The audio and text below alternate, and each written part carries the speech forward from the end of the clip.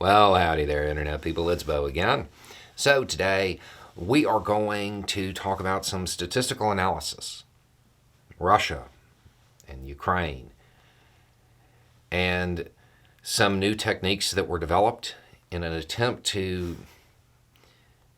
get some numbers.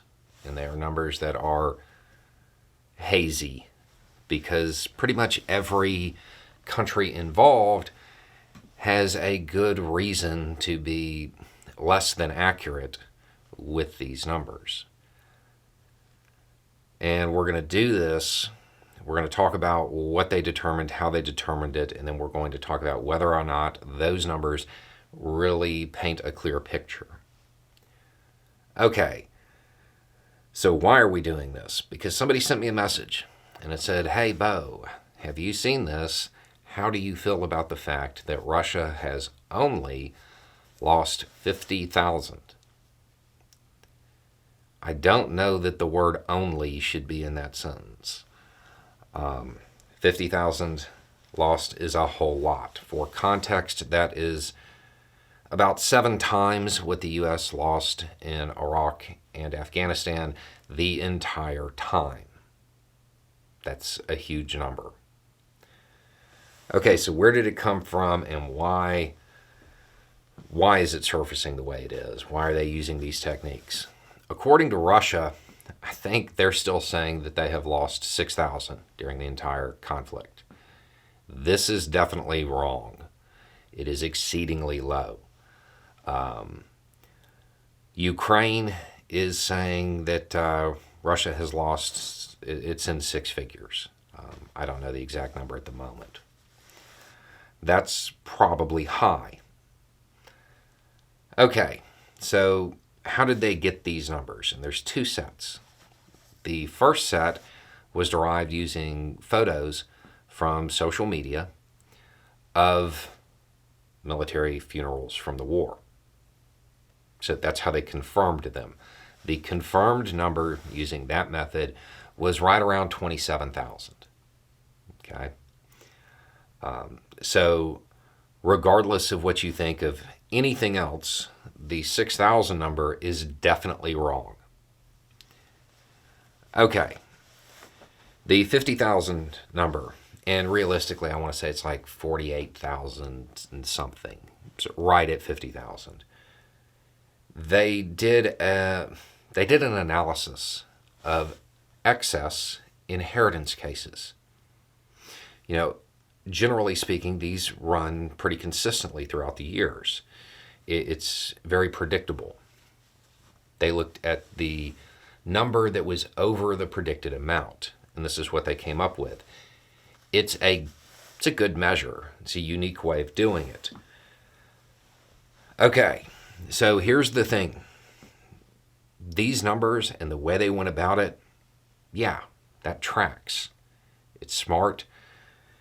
Definitely inventive. The thing is, these numbers represent the floor, not the ceiling. It's not an accurate depiction of the whole picture. This is the minimum, not the maximum. Not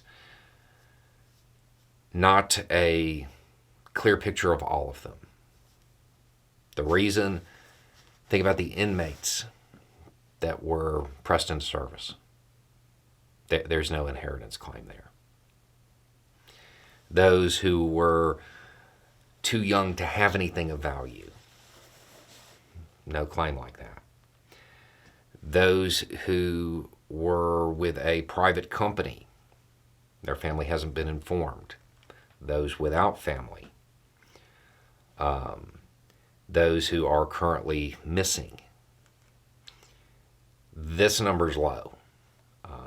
But now we do have a clear picture of what the floor is, what the minimum is.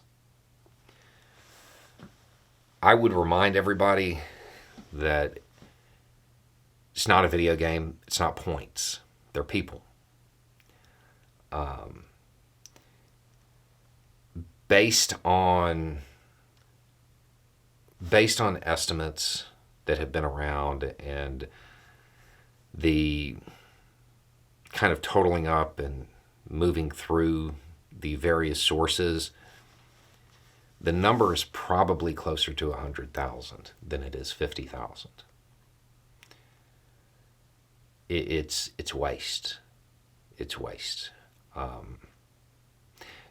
know that most people watching this channel are incredibly supportive of Ukraine. I think I have made my position pretty clear on this as well. At the same time, I don't like seeing these numbers. None of this was necessary. This was elective. Some old man who wanted to have a legacy created a bunch of waste. I personally have a hard time seeing it any other way. So the techniques, they're interesting, and I would expect to see them used more and more because it's a smart way to do it. Particularly if you have a country that is putting out a lot of propaganda, that is concealing the truth to the degree that Russia is, this is a very unique way to get your minimums. But this isn't going to be a truly accurate count. It's going to be the floor. So how do I feel about that? I mean, not good.